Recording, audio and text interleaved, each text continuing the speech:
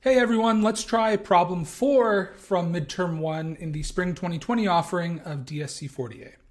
Okay, so we're told to suppose that we're given a data set with 13 data points where all of the data points are in sorted order.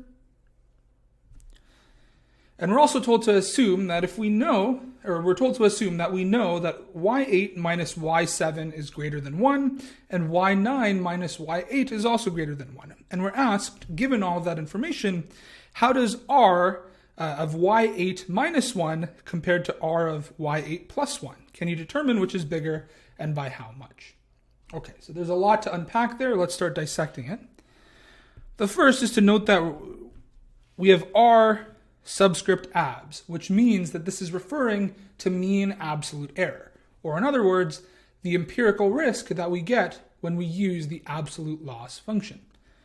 Remember, this takes in an input and returns the mean absolute error that we would get if we use that input as our prediction. Okay, so that's what r abs means. Now remember from class that if we have an odd number of data points, which we do in this case, we have 13 of them, the input to r of h that minimizes it, so the value that minimizes mean absolute error, is the median of our data points. And since we're told that the indexes are in sorted order, we know that the median is the one in the middle, which is just y7. Okay, so median is y7. Okay. So we're told to compare r of y8 minus 1 to r of y8 plus 1. And while we could probably do this algebraically, I think it's best to draw a picture here and sort of plot out everything we're told to assume and see where we can take it from there. Okay, so what are some key values? Well, it might be good to place y7 somewhere on this graph. We know that the graph of mean absolute error is going to be minimized wherever y7 is because it's the minimizing input, the median, right? So that's where the graph is going to be minimized. Let's also place on here y8 and y9.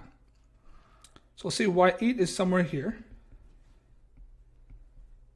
and y9 is somewhere here. Now notice that I'm told that y8 minus y7 is greater than 1.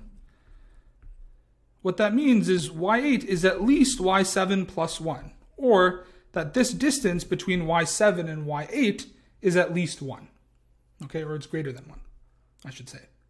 Similarly, the distance between y8 and y9 is greater than 1. Okay, that's going to be important when we start tackling the question.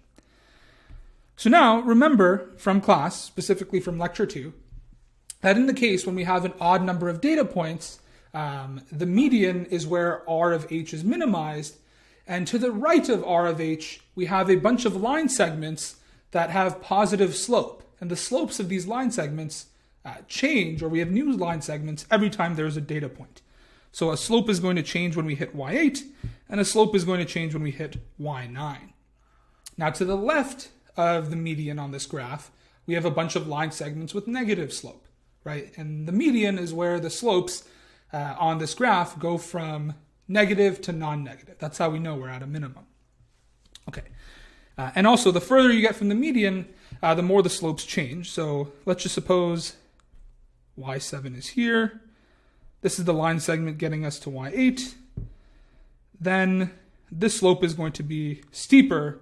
To be clear, I'm talking about this one. This slope is steeper than this one because we're further from the median. Then on the other side of the median, we'll have a line segment with negative slope and then probably another one, so on and so forth. We actually don't really care about what's to the left of the median in this question. We're only concerned with what's over here on the right. Okay. So now we have a picture of our setup, and this continues on forever. And we're asked to compare r of y8 minus 1 and r of y8 plus 1. So let's see where those land in this picture. So y8 minus 1, since I know the distance or the gap between y7 and y8 is greater than 1, well then y8 minus 1 is still going to be somewhere here on this line segment.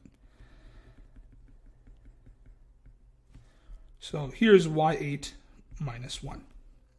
Similarly, since the gap between y8 and y9 is greater than 1, y8 plus 1 is going to land somewhere here. Great. So now the 2 points we're asked to compare are right here. So this is our abs of y8 minus 1, and this is our abs of y8 plus 1. So the question is, which one is bigger? Well, we can tell quite easily that r of y8 plus 1 is larger than r of y8 minus 1. So that's the first part of the question. Now we need to try and determine by how much is r of y8 plus 1 larger than r of y8 minus 1. And so this is a common pattern in questions in DSC 40A. It turns out, given the information that we have, since we don't know what the actual y's are, we can't actually determine a numerical answer for r of y8 plus 1, nor can we for r of y8 minus 1. But that's not what the question is asking, right? The question is asking how much is this one larger than this one by? So it's really asking for the difference between these two things. And it turns out that we can find a numeric value for the difference between r of y8 plus 1 and r of y8 minus 1. And so again, we could look at a bunch of formulas and go from there, but I want to try and use this picture that we've already created, or more generally, think about it geometrically. Okay, so let's suppose I start at y8 and I move to y8 plus 1. Remember, the interpretation of mean absolute error is that it's the average distance from your prediction to all of your data points, right? That's all this formula is saying. So r of y8 is the average distance from y8 to all of the yi's that we have in my data set. Similarly, r of y8 plus 1 is the average distance from all the data points to y8 plus 1. Now, how does my average distance change when I go from y8 to y8 plus 1? Well, let's see. When I move from y8 to y8 plus 1, I actually become 1 unit further away from all of the data points that were to my left, right? I used to be here. Now that I'm here, I really should be looking at the axis. So now that I'm here, I'm 1 unit further away from everything, from all the data points y1 through y8. Okay, and there's 8 of them that I'm now 1 unit further away from. But by moving 1 unit to the right, I'm actually now 1 unit closer to all of the data points to my right.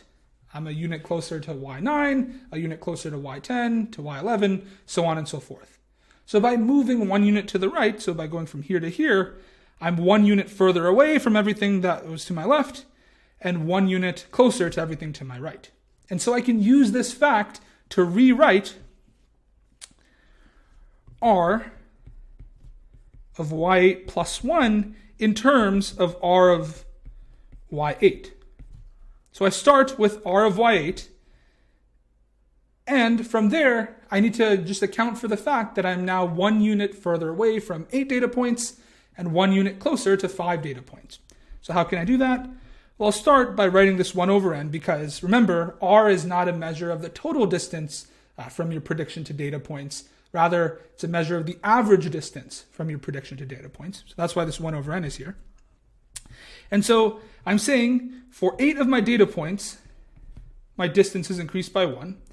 And for 5 of my data points, my distance is increased by minus 1. Or in other words, it is decreased by 1. So if I resolve this, or simplify it, I get this is 8 minus 5, which is 3. So the value of r of y8 plus 1 is whatever r of y8 was plus 3 over n. Now I can do the same thing for r of y8 minus 1. I'll start with r of y8, and then I'll consider how my distances to other points change.